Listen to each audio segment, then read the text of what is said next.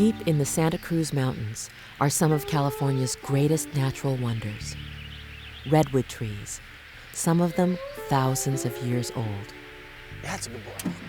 These are the raw materials of Gary Stevens' artwork, but only certain trees yield the unique growth patterns he's searching for.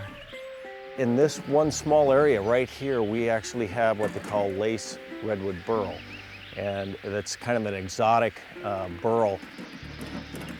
What I look for in here is I look for the old trees that were cut down. What I've found is a monster burl that was underneath a tree that was cut down about 125 years ago. This one here is probably between 1,000 and 1,500 years old. You won't find any wood like it. The coloration, the figure, the patina that's gone actually seeped into the grains of the wood are just spectacular. So we're going to go after it.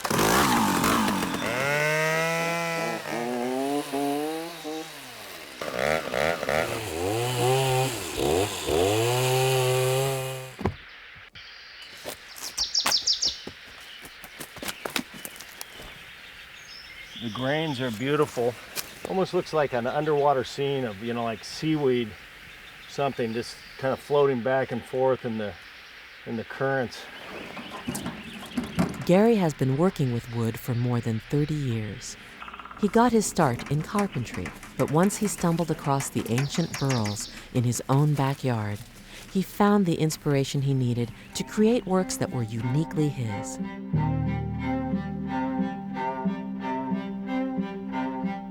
Gary Stevens is one of the artists who's actually shaping the future of contemporary wood art. You'll see bowls and vessels, you'll see sculptural bowls and vessels, but you won't see anybody quite like Gary.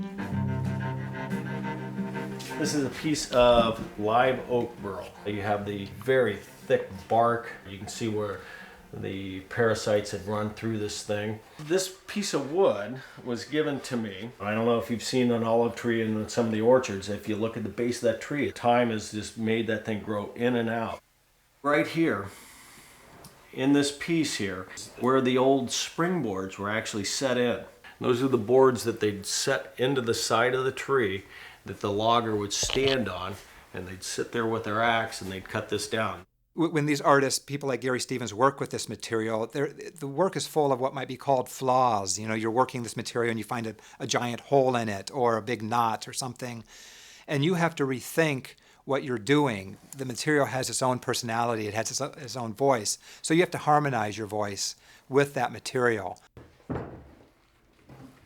this black ash burl is very rare. This thing almost looks like an alien pod to me, and this one I've had for about 2 years now, and I'm still working out what I want to do with it. And we'll see how it evolves, because it's a challenging piece to me. Gary creates his vessels from a variety of woods, but his largest pieces are all made from 1,000-year-old redwood stumps. Baby. The very fact that Gary Stevens works with such large scale is a challenge in itself. He's working with pieces that he can't lift. He can't humanly lift these pieces. They're enormous. They weigh a ton. He has to dig them out. He has to pull them out of the earth. He has to get them into the shop. Once they're in the shop, you have to hoist them up. You have to attach them to these lathes. There's incredible technical challenges before he even gets to the point where he's actually working on the piece itself. He has certain techniques and approaches that are really unique in the field.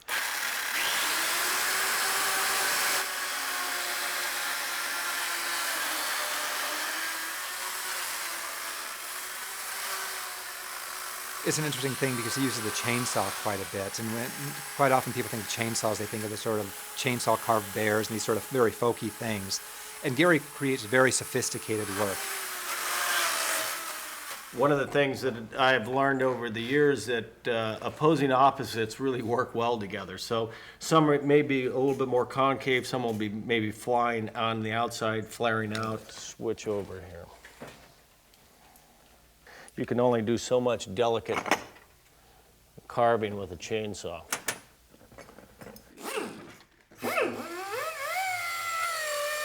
Gary spends up to a year perfecting each vessel.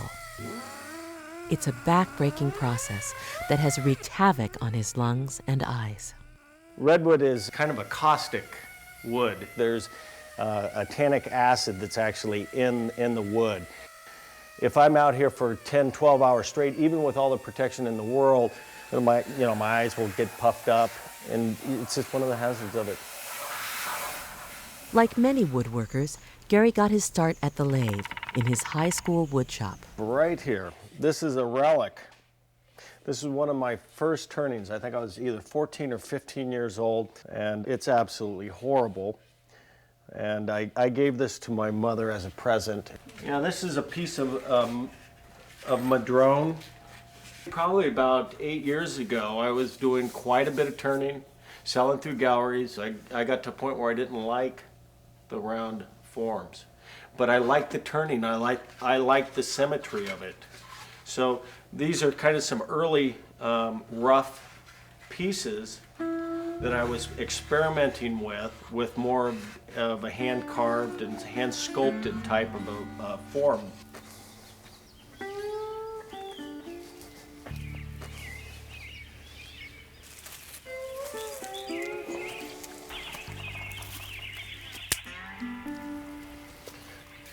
Now, if you look at this top piece right in here, you see the natural edge of this thing kind of undulating around. So you follow that lip and the undulations around this thing. You'll see the fluting that I have in my pieces. It's just a beautiful thing.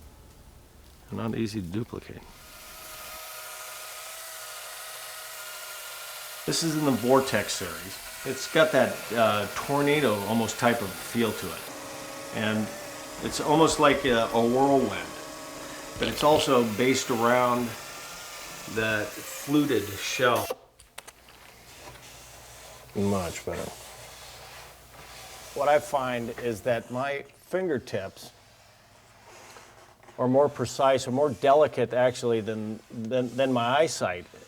You can look at this piece and you can see it looks perfect, but your fingertips going across it will tell me, okay, I need to take a little bit more out right here.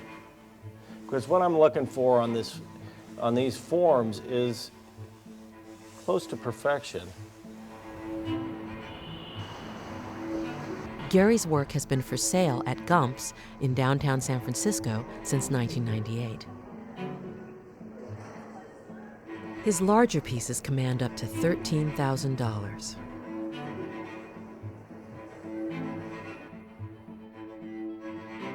But in spite of his commercial success as an artist, Gary has no desire to give up his day job.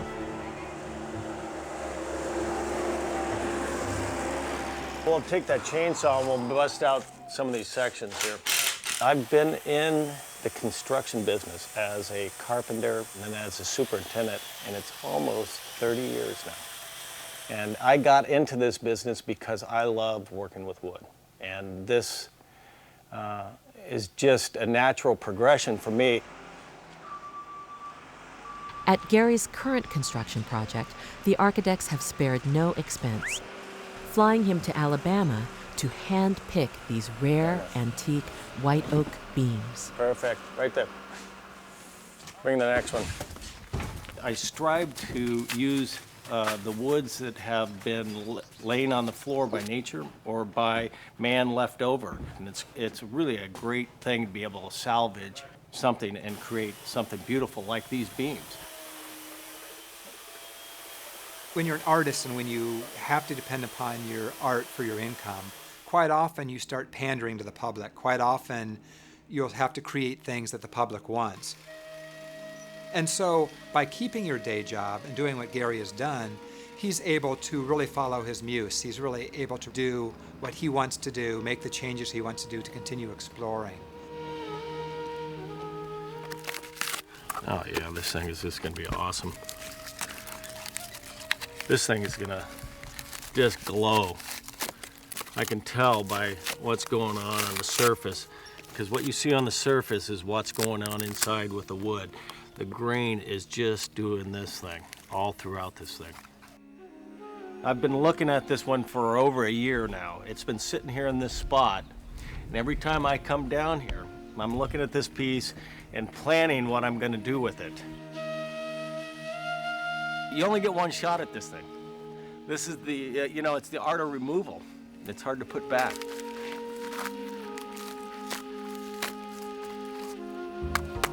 Next year.